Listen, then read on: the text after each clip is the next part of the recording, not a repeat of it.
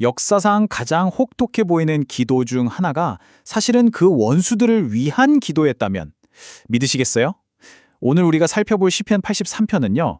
정말 절망 속에서 터져나온 아주 오래된 외침인데요. 그 안에는 갈등과 정의에 대한 우리의 생각을 완전히 뒤집어 놓는 정말 놀라운 관점이 숨어 있습니다. 자, 그래서 오늘은 이걸 5부분으로 나눠서 한번 따라가 볼 건데요. 처음에는 정말 생존을 위한 절규로 시작해서요. 마지막에는 이 모든 기도 뒤에 숨겨진 엄청난 반전까지 우리 함께 파헤쳐 보겠습니다.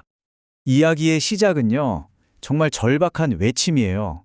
한 나라가, 한 민족이 통째로 사라질 위기에 처했는데 신은 아무런 대답도 없이 침묵하는 것만 같은 그런 상황이죠.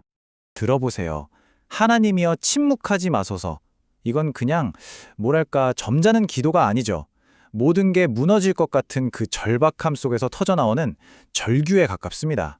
시편을 쓴 사람은 지금 눈앞에 닥친 위험을 온몸으로 느끼고 있는 거예요. 자, 그럼 이 위협의 본질이 대체 뭘까요? 그냥 옆 나라랑 사이가 안 좋은 정도가 아니에요. 시편을 자세히 들여다보면 이게 단순한 땅 따먹기 싸움 그 이상이라는 걸 알 수 있습니다. 와, 정말 충격적인 말이죠? 이건 그냥 전쟁에서 이기자는 수준이 아닙니다. 이스라엘이라는 이름이 다시는 기억되지 못하게 하자. 한 민족의 존재 자체를 역사 속에서 아예 지워버리겠다. 완전한 소멸을 목표로 한 계략인 겁니다. 근데 여기서 정말 재미있는 게 뭐냐면요. 이스라엘을 보는 관점이 완전히 다르다는 거예요. 원수들은 이스라엘을 그냥 없애버려야 할 나라, 뺏어야 할 땅으로만 보죠. 하지만 시편 기자는 뭐라고 하나요? 이스라엘은 주의 보배로운 백성이고 그 땅은 하나님의 목장이라고 말합니다. 바로 이 지점에서 싸움의 성격이 완전히 바뀌는 거예요.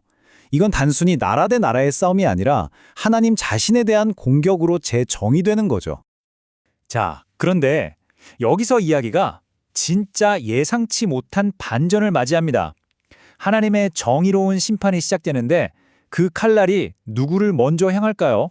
놀랍게도 바로 자기 백성인 이스라엘입니다. 아니, 그럼 이런 질문이 당연히 들죠. 하나님이 자기 백성을 보배로운 백성이라면서요? 그런데 왜 이렇게 끔찍한 공격을 받도록 그냥 내버려 두시는 걸까요? 그 답이 바로 이 4단계의 순환 구조 안에 숨어 있습니다.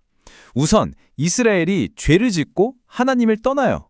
그러면 하나님은 그들을 다시 바로잡기 위한 징계의 도구로 원수들을 사용하십니다. 그런데 문제는 그 도구로 쓰임받던 원수들이 교만해져서 이건 우리 힘으로 이룬 거야 하고 착각하게 된다는 거죠. 그럼 마침내 하나님은 그 교만한 원수들에게도 똑같은 정의의 잣대를 들이대고 심판하시는 겁니다. 바로 이 구절이 원수들이 가진 결정적인 문제를 딱 짚어주는 거예요. 이건 우리 힘으로 이겼어. 여호와가 한 게 아니야. 바로 이 교만함, 자신들이 하나님의 더 큰 계획 속에서 잠시 쓰인 도구라는 사실을 망각하는 것, 그게 바로 그들의 가장 큰 죄였습니다. 자, 이런 복잡한 상황 속에서 시편 기자는 그럼 뭘 할까요? 바로 기도를 하는데요. 이게 들어보면 좀 거칠게 들릴 수도 있어요.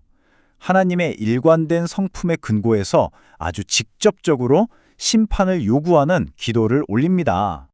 이 기도의 핵심 키워드가 바로 보수하시는 하나님이에요. 근데 여기서 말하는 보수가 우리가 생각하는 그런 개인적인 복수랑은 완전 다른 개념이거든요.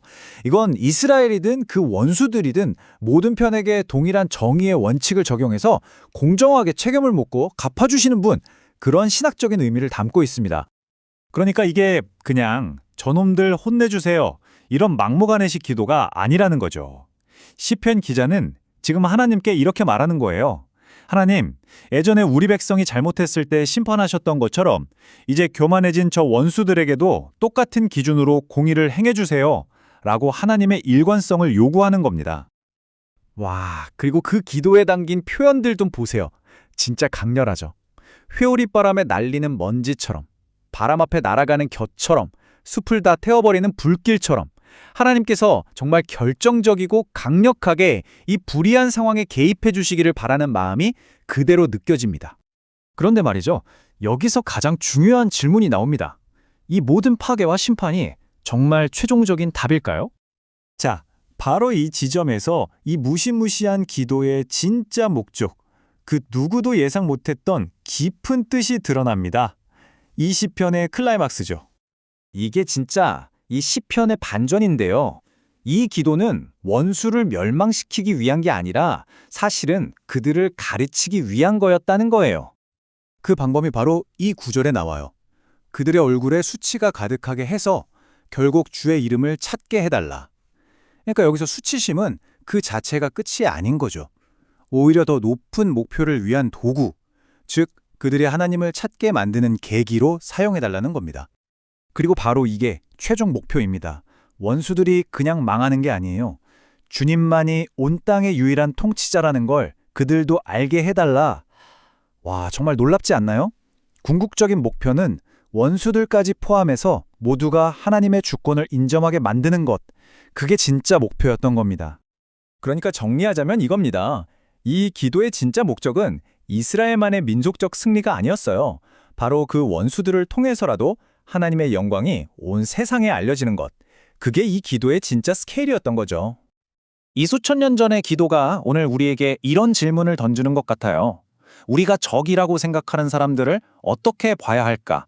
그리고 진정한 정의란 과연 무엇일까? 한 번쯤 깊이 생각해 볼 문제 아닐까요?